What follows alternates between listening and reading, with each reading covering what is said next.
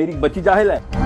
इन्होंने 95% खवातीन को जाहिल कहा। बेटा, जाहिल को जाहिल कहना इस्लाम में पहला फर्ज है। इस्लाम का सबसे बड़ा गुनाह क्या है?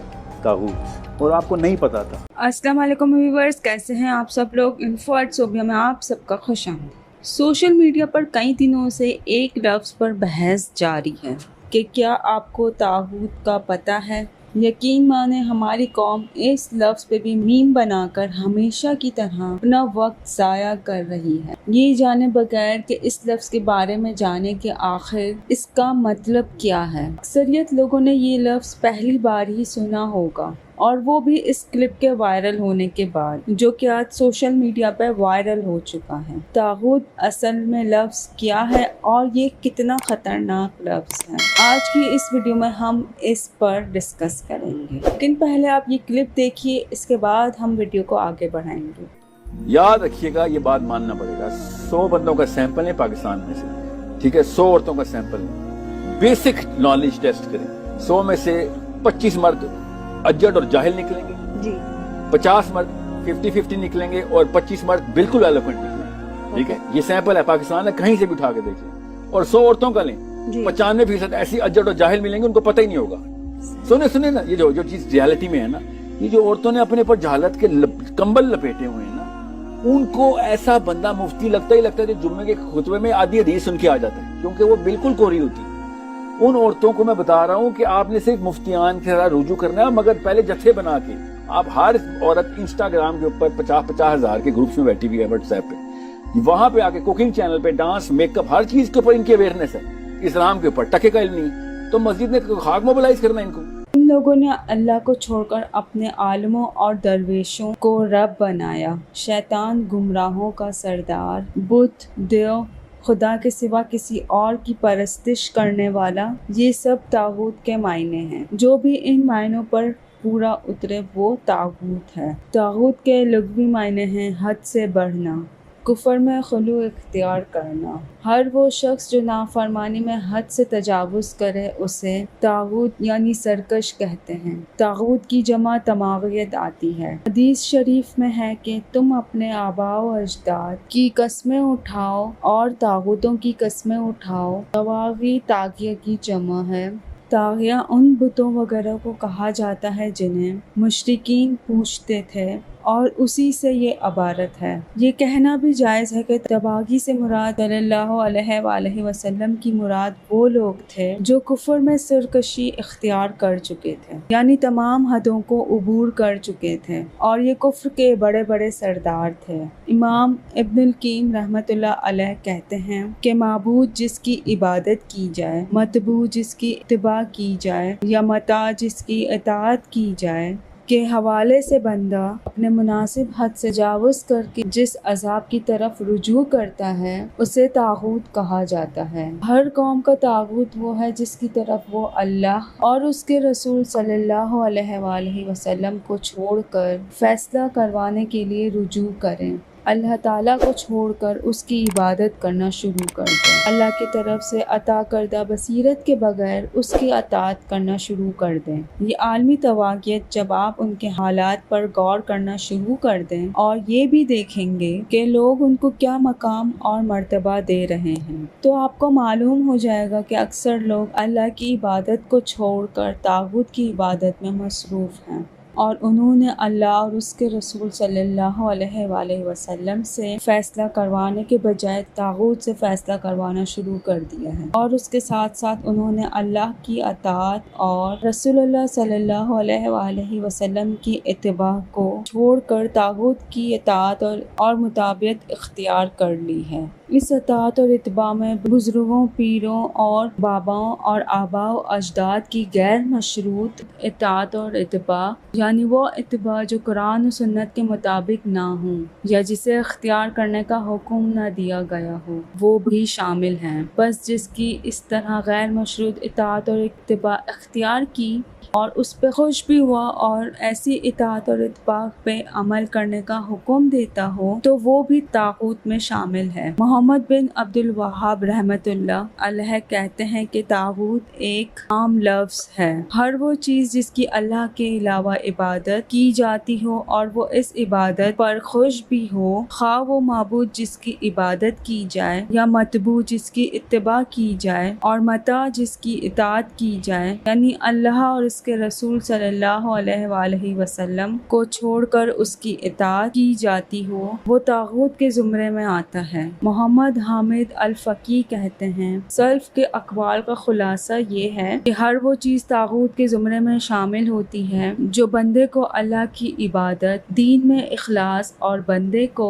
اللہ کی اطاعت سے روک دے یا اس کا رخ اس طرف سے دوسری طرف پھیر دے، خواہ اس میں کسی جن، انسان یا شیطان یا کسی درخت پر پتھر وغیرہ کا کردار ہو۔ اسی طرح وہ قوانین جس میں قتل، چوری، ڈکیتی، زنا وغیرہ کے جھگڑوں کا فیصلہ کرنے کے لیے اللہ کی وضع کردہ حدود اور نفاذ کو روکنے، سود، زنا اور شراب وغیرہ کی حرمت کو لغو کرنے کے لیے انسان خود وضع کرتا ہے، اور وہ قوانین اسلام اور اس کے اخبارین سے میل نہیں کھاتے جو کہ اس کے متضاد ہیں، بلا شک و شبہ وہ سبھی قوانین بھی طاغوت کے زمرے میں شامل ہیں۔ بذات خود یہ قوانین بھی طاغوت ہیں اور ان کو وضع کرنے والے اور ان کو نافذ کرنے والے سبھی طاغوت ہیں۔ اسی طرح ہر وہ کتاب جو انسانی عقل کی تخلیق ہو اور وہ لوگوں کو اس حق سے روک رہی ہو جسے رسول اللہ لے کر آئے تھے، اس کتاب کو لکھنے والے کا خواہ ایسا مقصد ہو یا نہ ہو، وہ بھی طاغوت میں شامل ہے۔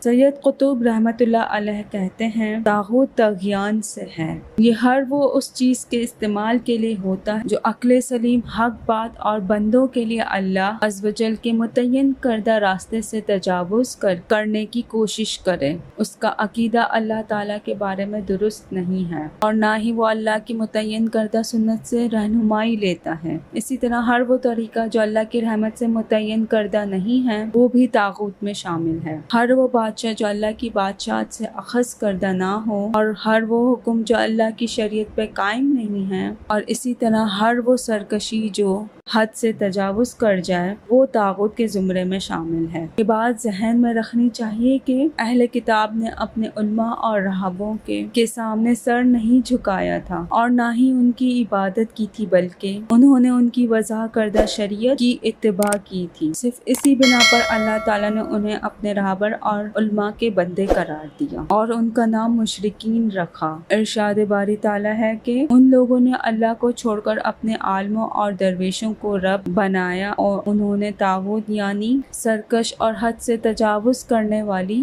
مقتدر طاقتوں کی بندگی اختیار کی۔ انہوں نے ان کی بندگی بمعنی رکوع و سجود نہیں کی تھی، بلکہ انہوں نے اطاعت اور فرما برداری کے معنی میں ان کی بندگی اختیار کی تھی۔ یہ بھی بندگی کے زمرے میں آتی ہے اور آدمی کو اللہ کی بندگی اور اس کے دین سے خارج کر دیتی ہے۔ شیخ الاسلام امام ابن تیمیہ علیہ السلام کہتے ہیں طاغوت طغیان سے ہے اور طغیان حد سے تجاوز کرنے والا ہے۔ تجاوز کرنا ظلم اور سرکشی کے معنی میں استعمال ہوتا ہے۔ اللہ تعالیٰ کے علاوہ جس کی عبادت کی جا رہی ہو اور وہ اسے ناپسند نہ سمجھے، وہ طاغوت ہوگا۔ اسی طرح نبی کریم صلی اللہ علیہ وآلہ وسلم نے ایک حدیث میں بتوں کے لیے لفظ طواغیت استعمال فرمایا تھا۔ نبی کریم صلی اللہ علیہ وآلہ وسلم کا ارشاد ہے طاغوت ہی طاغوت کے پجاریوں کی اتباع کرتے ہیں، اس لیے اس شخص کو بھی طاغوت کہا جاتا ہے جس کے پاس کوئی فیصلہ کروانے کے لیے لایا جائے اور وہ کتاب اللہ کے بغیر ہی فیصلہ کر دے۔ اسی طرح فرعون اور عاد کو بھی طاغوت کہا گیا تھا۔ امام ابن جری الطبری رحمۃ اللہ علیہ کہتے ہیں کہ طاغوت کے بارے میں میرے نزدیک درست قول یہ ہے کہ اس سے مراد ہر وہ شخص ہے جو اللہ کے خلاف سرکشی کرے اور اسے اللہ کے علاوہ پوجا جا رہا ہو۔ اس کی پوجا یا تو اس کی زبردستی اور قہر کی وجہ سے کی جاتی ہو جو کہ اس کے پوجنے والوں کے دلوں پر چھائی ہوتی ہے، یا پوجنے والوں کی طرف سے اطاعت اطاعت کے جذبے کے تحت کی جا رہی ہو۔ یہ معبود خواہ کوئی انسان ہو، شیطان ہو، بت ہو یا دنیا کی کوئی بھی چیز ہو، اللہ تعالیٰ کے حکم کے بغیر فیصلہ کرنے والے حاکم کو خود اللہ تعالیٰ نے طاغوت کہا ہے، جیسا کہ قرآن پاک میں ہے، لیکن وہ اپنے فیصلے غیر اللہ کی طرف لے کر جانا چاہتے ہیں، حالانکہ انہیں حکم دیا گیا کہ شیطان ان کا انکار کریں۔ اللہ کی نازل کردہ شریعت کے بغیر فیصلہ کرنے والا سرکش اور ظلم میں سب سے بڑھ کر ہوتا ہے، کیونکہ وہ اللہ تعالیٰ کے حکم سے تجاوز اور اعراض کر کے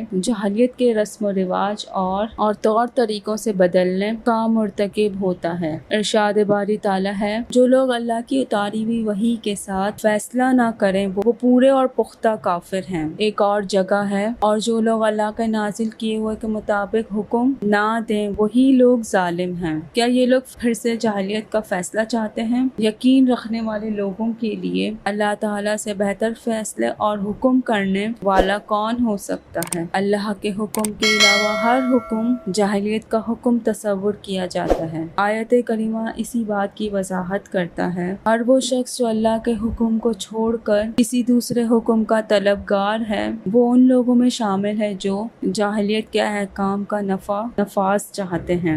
امید کرتی ہوں آپ کو آج کی ویڈیو پسند آئی ہوگی۔ اگر آپ کو آج کی ویڈیو پسند آئی تو انفوارٹسوپیا کو سبسکرائب کرنا مت بھولیے گا اور ویڈیو کو لائک اور شیئر ضرور کیجیے گا۔ آپ دیکھ رہے ہیں انفوارٹسوپیا، ملتے ہیں نیکسٹ ویڈیو کے اندر۔ Signing off.